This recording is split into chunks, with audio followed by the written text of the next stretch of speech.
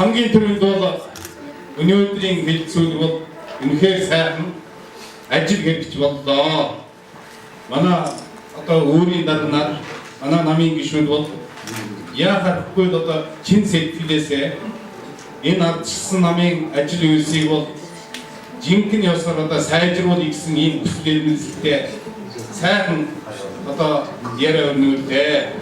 Тэм учраас би хамгийн түрүүнд энэ ажлыг одоо зохион байгуулсан хүмүүст, за энэ хөрөлсөн ирж үнэндээ санал хэлсэн бүх хүмүүст, оролцсон бүх хүмүүст бол би одоо ардчилсан намын үзээгийн гишүүн, үйлчлэл зөвлөлийн гишүүний бол чин сэтгэлээсээ талархснаа хэлье.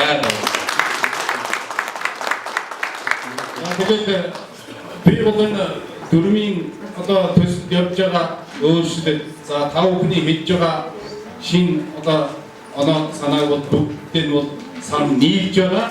Гэхдээ энэ дөрмийн өөрчлөлтийн хамгийн гол асуудлыг би бол нэг 2-3 асуудлаар илүү товёолж одоо төвчүүлж хэлэх юм бол, нэгдүгээр бол энэ дөрмийн одоо шинэ өөрчлөлт бол ардчилсан намын дотоод ардчлалыг жинхэнэ ёсоор хангах ёстой. Дотоод ардчлал. Яг миний үгээр бол би чинь ардчилсан нам гэсэн нэгдэн мөрдлөө дотоод ардчлал байхгүй болсон шүү дээ. Альва хууль гэдэг бол тэр дарга байна уу? Тэр жирийн одоо гишүүн байна уу? Жирийн иргэн байна уу? Бүгдэд нь адилхан үйлчлэх ёстой. Ил тод үйлчлэх ёстой. Тийм учраас энэ дөрөв тусгаж байгаа энэ одоо шинэ өөрчлөлтүүд бол ардчилсан намын дотоод ардчлалыг жинхэнэ ёсоор одоо эрхцийн талаас хангахад чиглэгдсэн ийм өөрчлөлт байх ёстой гэж би хэлж байгаа. Энэ дотроо бол зарим санаанууд бол тусгагдсан байгаа. Гол санаанууд. За хоёрдугаарт бол ардчилсан намын энэ дөрвийн шинэ өөрчлөлтөөр ардчилсан намын гишүүдийн ардчилсан намын бүх шатны одоо байгууллагын хариуцлагыг жинхэнэ ёсоор хангах ёстой. Яг нийгэм үгээд бас бидэнд хариуцлага гэж бас байхгүй болсон шүү дээ. Яагаад гэвэл өөртөө таалагдсан юм а хууль бус дөрвөн бус ч гэсэн хийждэг.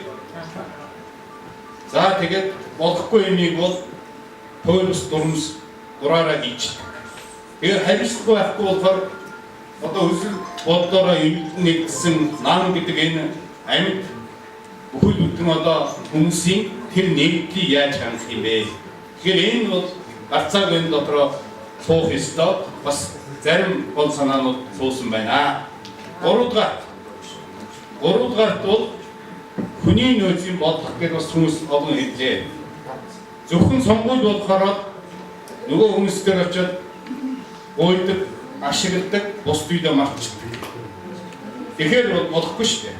Энэ чинь хэдийгээр энэ Монгол улсын үндсэн хуулинд орсон гол заалт бол одоо иргэн болгоно өөрийнхөө үзэл бодлоор эргэлтэн нэгдэх бүрэн эрхчлөөд байгаа шүү дээ. Тэр эрхчлөө чинь Монгол улсыг хөгжүүлэхийн төлөө бид нэгдэж байгаа шүү дээ. Тэр эрхчлөөг хангах, тэр одоо үзэл бодлоор нэгдэж байгаа улсуудыг хамгаалдаг, харж үздэг, хайрладаг. Тэр хүний нөөцийн бодлого зэгцтэй зарчим нэг судах ёстой. Гол зарчмын асуудал. Тэгэхээр энэ бол одоо илүү тодорхой тусах ёстой гэдгийг хэлмээр байна. Зарим санаа нь бол байна. Гэхдээ илүү тодорхой тусахыг тав хүнээс хүсэж байгаа. За дээр нь бол яг бол энэ альва нам бол сайн ажиллахын тулд явж тулгуур байх ёстой шүү дээ. Тэр тулгуур нь бол намын хангах шатны байгууллага. Сая олон хүмүүс хэлдэг. Намын үүр гэхэд бол статус нь тодорхой биш байна. Энэ намын үүр гэж яг ийм статустай байгууллага. Ийм ажлыг хийнэ. Ийм эрхтэй, ийм чигүүрэлтэй. Гэт энийг маш тодорхой заахгүй тулгуур болчиход байгаа юм. Энийг сайн хийе. Тэгээд энэ нь бол ийм зүйлүүдийг хийсэн байхад бол манай энэ дөрөв сайн болно. За тэгээд би одоо эцэст нь ямар санал хийж яах вэ? Өнөөдрийн энэ танилцуулсан дөрөв бол одоо манай Нямпуудаар маш сайн дэлгэрэнгүй танилцууллаа. Гэхдээ энэ дотор бол том асуудлыг жижиг асуудалтай.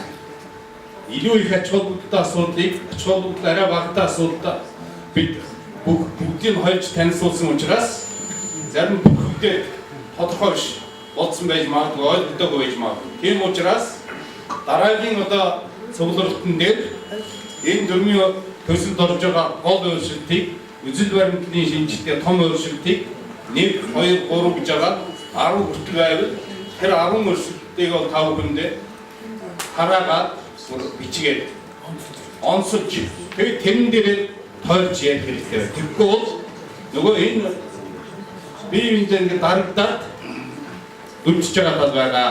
Энийг бол хэлцүүлгийн дараагийн хэлцүүлгийн шатнд анхаарах хэрэгтэй гэж бодож байна.